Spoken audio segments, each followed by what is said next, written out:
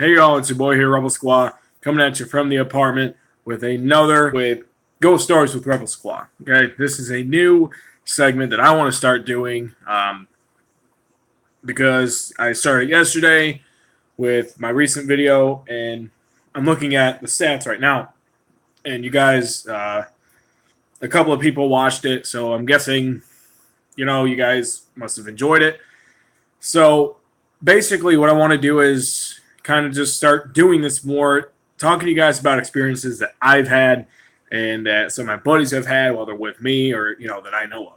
So today, I'm calling it The Real It Follows, okay? And for those of you who don't know, like, what that reference is, it's to a movie called It Follows, where literally, like, as far as I know, like, this demon or this entity or whatever, like, literally just follows the protagonist of the movie, the entire movie, and he or she is pretty much like stuck with it, and they do everything they can to get rid of it. So that's what I'm talking about, but it's my version. So any of you who know me personally know that I have a buddy named Michael Beckman, and go check him out on Xbox, the Fear 72. Got you, bruh. So we were out at his dad's house, which is where pretty much like I kind of grew up around. We were out there all the time. He lived like out in the middle of bumfuck nowhere, and we loved it, right? So me and Michael have had a lot of experiences out there, and one of the honestly most terrifying ones for me personally, and he knows this, like this is really like fucked me up for years. Okay. Okay. So it was me, Michael, his mom, who was inside the house, and then Michael's girlfriend at the time, Gina. And if you're watching this, Mike, sorry if talking about her like brings up any bad things for you, but just bear with me, okay? It's just for the sake of the video. So me, Michael, and her are outside, and his mom's in the house because me and Michael, I think we had heard something. I can't remember, but something was wrong, so me and him went outside. And I had my compound bow that I had brought out there to shoot. Well, I was walking around with that, right? And he was walking around with, he had something. I think he had a handgun out of the gun safe. I don't know. I can't remember. But anywho, we're walking around, and his girlfriend at the time is behind him, and we got to, like, there was the house, and then there was the big ass garage, and on the other side of the garage was a wooded tree line, a ditch, more trees, and then the wood stove and the wood pile, right? So in this ditch, now I'm in front of them. In this ditch, there's this little patch of shrubs in a bush that are right there, and I had thought that I'd seen something there, like out of the corner of my eye. So I look, and it's hard to talk about.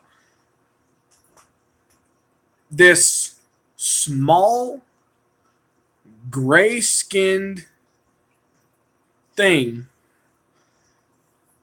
was sitting there crouched down. It was very short, okay? It was probably about like 3.5 feet tall. Extremely skinny, like to the bone, okay? But you could make out that it had skin, but it was just like skin. There was no like muscle or nothing, there's no beef to it. So anyway, it's sitting there, and it's crouched down, and it had a very slim cut face, and it had black eye sockets. I couldn't see eyes, but I could see black. So I'm either guessing its eyes are black or I don't know. And then it had this very thin, straggly hair. Very thin. There wasn't much hair to it at all, honestly. Like it looked like somebody who had long hair that just went through chemo. You know what I'm saying? So it looked like that. And I remember I drew it at one point, like a year after it happened, and I threw away the drawing because I couldn't stand to look at it. But anyway, this thing terrified me so bad. Like, in my mind, I knew something was right there. So I drew my bow back and I shot, right? I'm a good shot with bow and arrow. I'm a good archer, okay? I've been shooting bows for years. And I was dead on my target. He's like, "What the fuck are you shooting at?" And I'm like, "You didn't see that there." And he's like, "No, dude." And he was standing right behind me. Like, I don't understand how somebody else couldn't have seen it, but I did, right? Because he was literally like 2 inches behind me. So he's like, "No, I didn't see anything." And I'm like, "Fuck." So I ran over there immediately.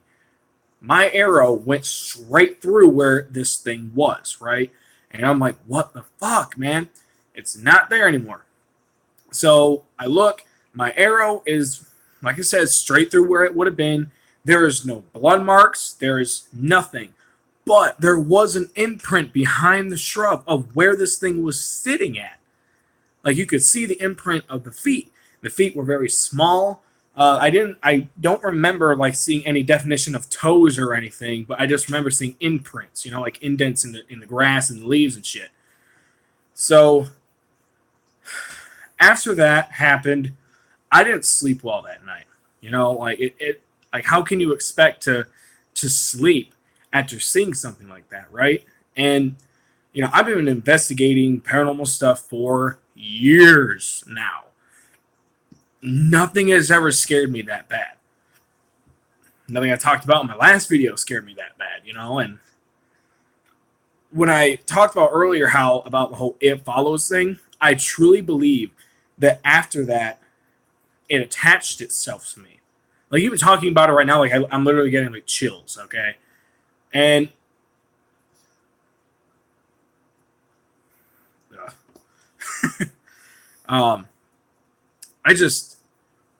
there are just things that have happened since then, and this was years ago, that I honestly believe like it brought on like just bad things that happened to me, things that I struggled with. A lot of the depression that I was facing never really hit me until after this incident. So, or after, this whatever you want to call it, this whatever I witnessed, right? I've talked to Michael about it a lot after that. And at first, like, Michael didn't really believe me, and which he's told me. But then after seeing like how much it messed with me, like, I think that night, him actually seeing that like I couldn't sleep, I was terrified. He knew something I really did see something that night. And I truly believe that. And nobody could ever tell me any otherwise. Because it's my memory. It's something that I remember and I will never, ever forget. Yeah. So that is my ghost story for today.